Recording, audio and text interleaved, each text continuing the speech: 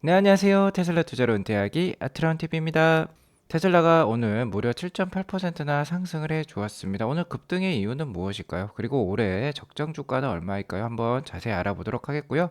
더욱더 확실해진 연준의 스탠스를 느낄 수 있었어요. 이것에 대해서도 알아보겠고, 내일은 휴장이죠. 테슬라는 어떨까요? 그리고 테슬라 한국에 공장을 지을까요? 한번 자세히 알아보도록 하겠습니다. 오늘 3대 지수 현황부터 살펴보도록 가도록 하겠습니다. 오늘 보시면 오후부터 이렇게 급등한 미국 증시를 볼 수 있어요. 오후 2시부터 이렇게 상승한 모습을 볼 수 있는데요. 오후 2시에 어떤 일이 있었을까요? 자, 연준의 11월 FOMC 의사록이 공개가 되었습니다. 11월 2일에 회의를 했었죠. 자, 이것에 관한 회의록, 그러니까 의사록이 공개되었는데 이 공개된 내용에서 강력한 매파적인 내용이 있었습니다. 상당수 FOMC, 그러니까 연준 이사님들 참석자들은요, 기준금리 인상 속도를 곧 늦추는 게 적절할 것, 12월 FOMC는 50bp 빅스텝이 유력해지는 그렇게 비둘기파적인 발언을 했습니다. 그러면서 증시가 지금 날아올랐어요. 자, 금리 인상, 기준금리 인상 속도가 떨어지면 미국의 국채금리도 떨어질 수 있겠죠. 10년물 국채금리도 오늘 3.696까지 내려오면서 미국 증시 상승에 힘을 보탰다라고 볼 수 있겠는데요. 이러면서 나스닥은 0.99% 올랐어요. 미국 국채 금리의 하락은 국채 시장의 상승을 뜻하기도 하고 주식 시장을 상승시키는 요인이기도 합니다. 그리고 개장 전에 나왔던 고용 지표 역시 다소 부진을 하면서 다음 달 기준금리 인상 속도가 좀 느려질 것을 서포트하고 있다라고 볼 수 있을 것 같습니다.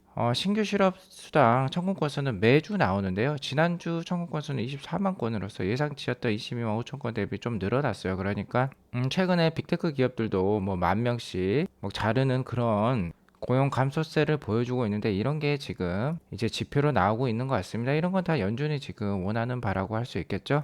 자, 이에 따라 유가도 계속 하락을 하고 있어요. 77불대까지 내려왔습니다. 올해 2월 달에 러시아랑 우크라이나 전쟁이 터졌었는데 거의 그때 수준까지 이제 내려왔어요. 자, 어느 정도 물가도 상당히 이제 빠지는 모습을 보여주고 있다. 자, 이런 모습이 나오면 연준은 당연히 다음 달에 기준금리 인상을 75bp 할 필요가 없게 되는 것이죠. 자, 그리고 오늘 테슬라 주가의 상승은 시티그룹의 투자 의견 변경에 있기도 합니다. 이것도 좀 이따 자세히 알아보도록 할게요. 자, 오늘 맵을 보면 잘 알 수 있죠. 테슬라가 7.82% 크게 올랐습니다. 최근에 반도체 영역도 좋았죠. 엔비디아도 오늘 3% 넘는 좋은 상승률을 보여주었어요. 자, 오늘 보시면 엔비디아랑 테슬라가 이렇게 밝은 초록색을 띠고 있는데요. 두 회사는 AI 자율주행 기업 중에 뭐 선두주자라고 할 수 있겠죠. 쌍두마차라고 볼 수 있겠습니다. 자, 이렇게 두 기업이 크게 상승하는 것은 향후 연준이 어느 정도 피벗이라고 하죠. 금리와 통화 정책에 있어서 좀 뭔가 완화되는 정책을 펼친다면 가장 크게 오를 주식이라는 것을 또 내포하고 있다라고도 볼 수 있을 것 같아요. 자, 오늘 유가가 빠지면서 에너지 주식들은 안 좋았고, 그래서 전반적으로 미국 증시가 상승하는 모습을 보여준 하루다라고 볼 수 있을 것 같습니다. 나스닥 일봉 차트를 보면 제가 지속해서 말씀드렸던 11,230 단기 저항선은 오늘 좀 뚫으려는 듯한 모습이에요.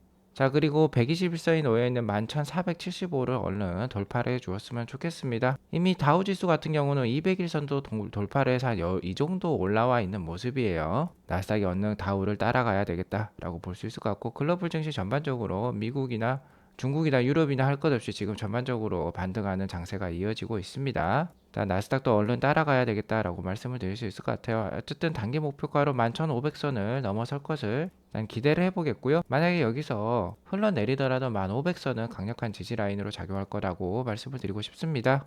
자, 오늘 전반적으로 테슬라를 비롯한 기술주에 좀 반등이 있었는데요. 연준 의사록이 오후 2시에 공개가 되면서 현지 시간 오후 2시에 공개가 되면서 미국 증시가 크게 반등을 보여주었다라고 볼 수 있겠습니다. 보시면 여기 14시라고 적혀있죠. 오후 2시에 연준 의사록이 공개가 되면서 미국의 10년물 국채 금리가 상당히 내려왔어요. 자, 한순간에 이렇게 급락하는 모습 볼 수 있었습니다. 자, 연준 의사록에 따르면 금융 시스템이 위험할 수도 있다. 금리 인상 속도 이제 늦출 때가 되지 않겠느냐라고 얘기를 하고 있어요. 블룸버그 통신에 따른 연준 의사록 내용을 잠깐 살펴보자면요. 금리 인상 속도를 좀 슬로우, 그러니까 늦추는 게 적절해 보이는 모습이다라고 연준 의사록은 밝히고 있고요. 자, 이러한 이유는 금융 시스템이 이제 붕괴될 수도 있기 때문인 거죠. 현재 올해 이미 연속 4차례나 75bp 즉 자이언트 스텝을 밟아왔던 연준인데 한 번 더 12월 달에 자이언트 스텝을 밟게 되면 연속 5차례라는 초유의 금리 인상 속도 기조를 보여주는 것인데 그렇게 되면 금융 시스템에도 문제가 될 수 있기 때문에 이제는 좀 속도를 줄일 때가 되지 않겠느냐라고 연준 의사는 의사록은 밝히고 있어요. 자, 그러면서 다음 달, 자 디셈버죠. 그러니까 12월 달에 기준금리 인상은 이제 50bp가 되지 않겠느냐, 즉 빅스텝이 되지 않겠느냐라고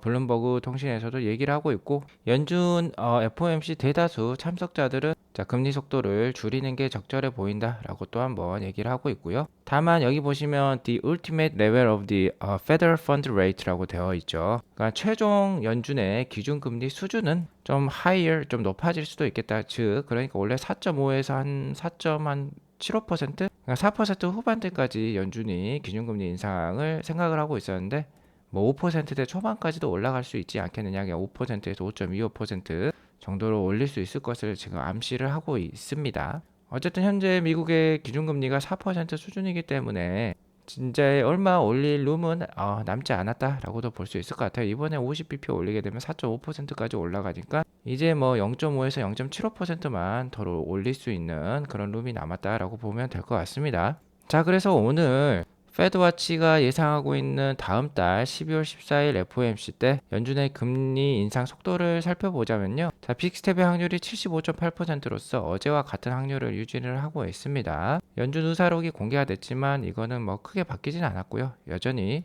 그럼에도 불구하고 높은 수준을 유지하고 있다라고 볼 수 있을 것 같아요. 자, 이렇게 되면 한동안 미국 증시의 반등이 지속이 될 수도 있을 것 같습니다. 다만 12월 14일에 빅스텝의 인상이 발표가 된다면 0.5% 인상이 발표가 된다면 오히려 그동안 올라왔던 것을 좀 어느 정도 반납할 수도 있을 것 같아요. 이미 이러한 금리 수준 인상 속도를 반영하고 있는 증시이기 때문에 오히려 이 발표가 나올 때 다소 하락하는 움직임이 나올 수도 있겠다라고도 생각이 드는 상황입니다. 다만 이 확률이 이 날짜에 근접해질수록, 그러니까 12월 14일에 근접해질수록 빅스텝 확률이 줄어든다면 먼저 증시가 좀 하락을 할 수도 있을 것도 같아요.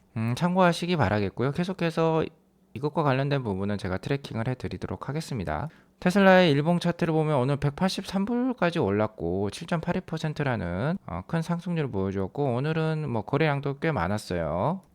1억 한 1000만 주 가까이 거래가 되면서 좋은 거래량도 보이면서 장대 양봉을 뽑아내어 주었습니다. 자, 앞으로의 움직임이 기대되는 그런 장대 양봉이라고 볼 수 있겠는데 아직은 갈 길은 먼 것 같아요. 왜 그러냐면 테슬라의 적정 주가는 제가 봤을 때 그래도 한 250불대까지 올라야 되지 않겠느냐라고 생각을 하고 있기 때문입니다. 아무튼 현재 200불 이하에서 한 150불대 사이는 아주 싼 박앤세일 구간이니까 좀 잘 활용하시기 바라겠고요. 신압으로 주식을 모아 가시면 되는 거예요. 최근 뭐 금리가 높아졌다 한들 테슬라가 뭐 1년 만에 100% 200% 상승하는 일은 비일비재할 겁니다. 그러니까 이런 기간을 이용해서 테슬라에 좀 저축을 하는 게 좋겠다라고 말씀을 드리겠고요. 자, 오늘 테슬라가 7.8% 가까이 높은 상승률을 보여주었던 건 자, 시티그룹의 힘이 큽니다.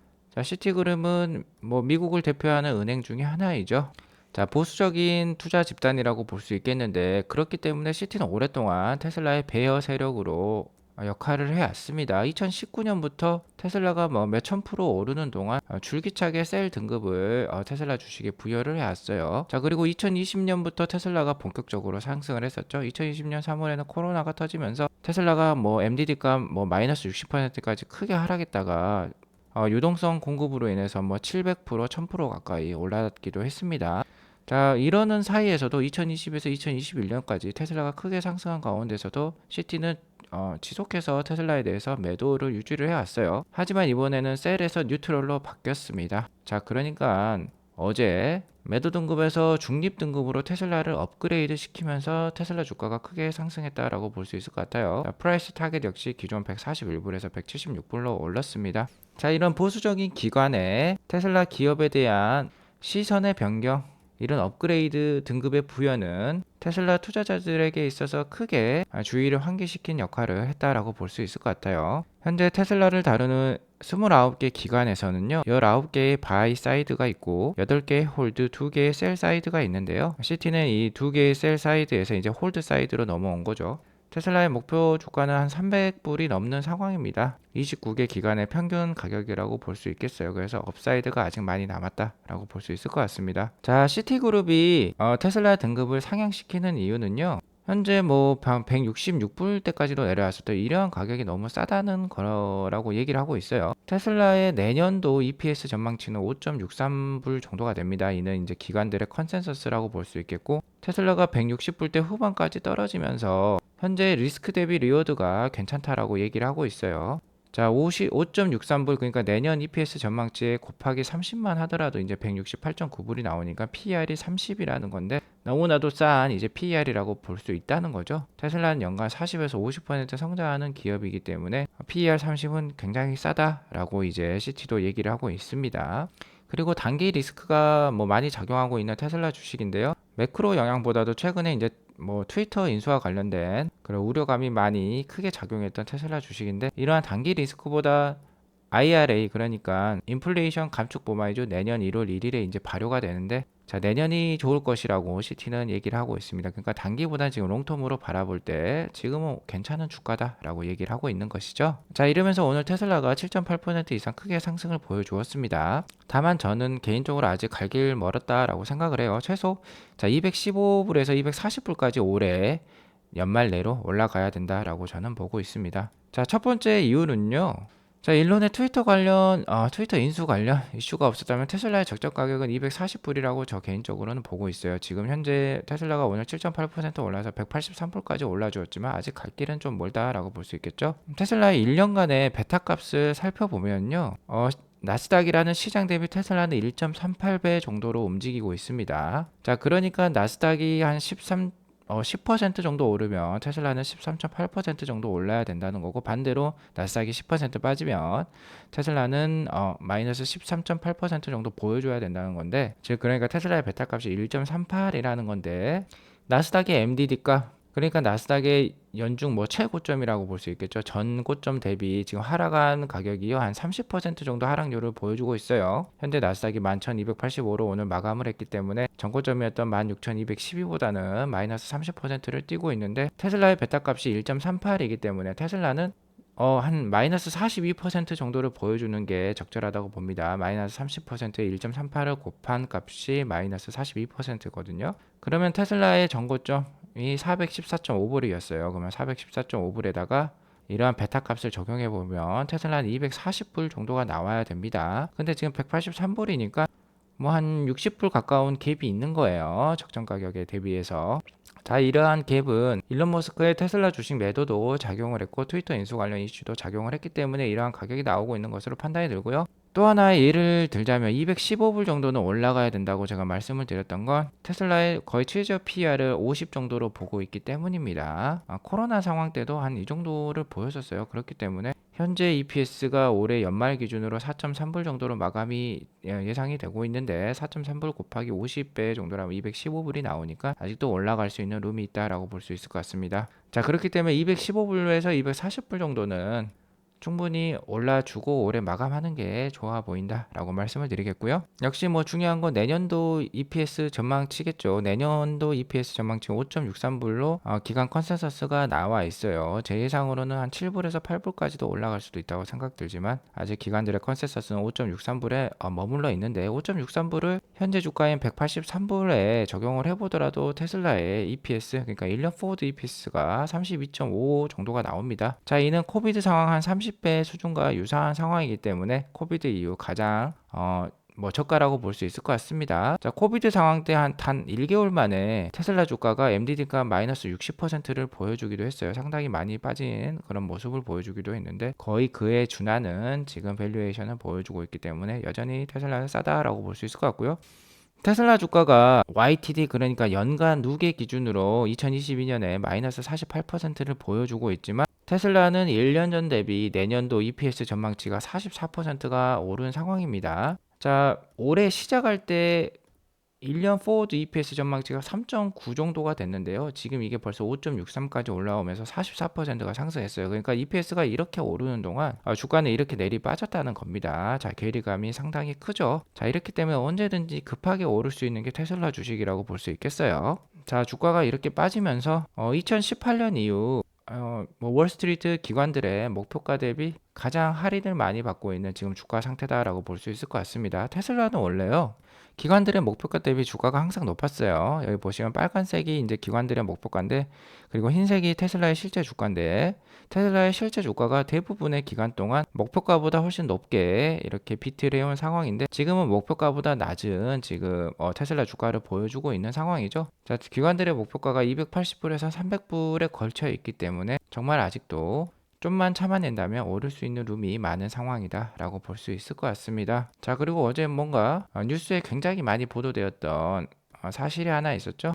많은 국내 미디어와 뭐 뉴스들은요, 아무래도 뭐 현대차라든지 우리나라 자동차 기업의 후원을 받고 있고 테슬라로부터는 후원을 못 받고 있는 상황이기 때문에 테슬라와 관련된 안 좋은 퍼드들을 많이 만들어내기도 했었는데요. 자, 어제는 뭐 대통령이 이렇게 뭐 하고 있으니까 어쩔 수 없습니다. 좋은 뉴스가 나올 수밖에 없는 것이죠. 자, 대통령이 이렇게 테슬라를 신경을 쓰고 있다는 건 정말 테슬라를 높이 살 만한 상황이라고 볼 수 있겠는데요. 어제 실제로 윤석열 대통령과 일론 머스크가 이렇게 화상회의를 진행을 했습니다. 지금 아시아에는 뭐 기가 상하이, 그러니까 중국에만 공장이 있는 상황인데요. 테슬라는 중국 이외의 다른 아시아 국가에 기가 팩토리를 건설하려는 지금 의향을 가지고 있어요. 특히 첫 번째로 거론되었던 게 인도네시아였죠. 인도네시아 대통령과 직접 만나서 면담을 함으로써 인도네시아가 되지 않겠느냐라는 말도 많았습니다. 자, 인도네시아는 뭐 리튬이라든지 배터리 생산과 관련된 원자재가 많이 있기 때문이고요. 인도 역시 또 거론이 되었던 하나의 시장이라고 볼 수 있겠는데, 인도는 워낙 인구가 많고 향후 성장 잠재력이 크기 때문이라고 볼 수 있겠는데, 이런 상황에서도 일론 머스크는 대한민국 역시 향후 아시아에 공장을 기가팩토리를 건설한 주요 후보 중에 하나라고 대답하고 있습니다. 유력한 후보라고 얘기를 하고 있어요. 머스크가 높이 사는 부분은 역시 노동력의 질이라든지 기술 및 제조 인프라 수준, 그리고 뭐 물류의 발전도라고 볼 수 있겠죠. 자, 이러한 투자 조건을 검토한 후에 결정을 내릴 건데, 대한민국은 이와 관련돼서 상당히 우수한 후보 중에 하나라고 얘기를 하고 있습니다. 이미 일론 머스크는 대한민국들의 기업들로부터 많은 전기차 관련된 부품을 수입하고 있다라고 얘기를 하고 있고요. 자, 내년에도 한국 기업으로부터 한 100억 달러, 그러니까 우리 돈 한 13조 원 수준의 부품을 구매할 계획으로 얘기를 하고 있습니다. 자, 그리고 윤석열 대통령은 만약에 테슬라와 같은 글로벌 기술 기업들이 우리나라에 투자한다면 불합리한 규제라든지 제재 사항이 있다면 이것을 고칠 것이라고 또 얘기를 하고 있어요. 어쨌든 인재 풀로 보나 인프라로 보나 우리나라는 좋은 투자 처임이 분명합니다. 공장을 건설하자마자 전기차 관련된 이미 많은 부품 회사들이 한국에 있기 때문에 부품 조달이 워낙 용이하고 물류도 괜찮은 시스템을 가지고 있죠. 하지만 역시 문제는 우리나라 자동차 회사 노조들이 워낙 강력하기 때문에 노조와 관련된 문제가 있을 수 있고요.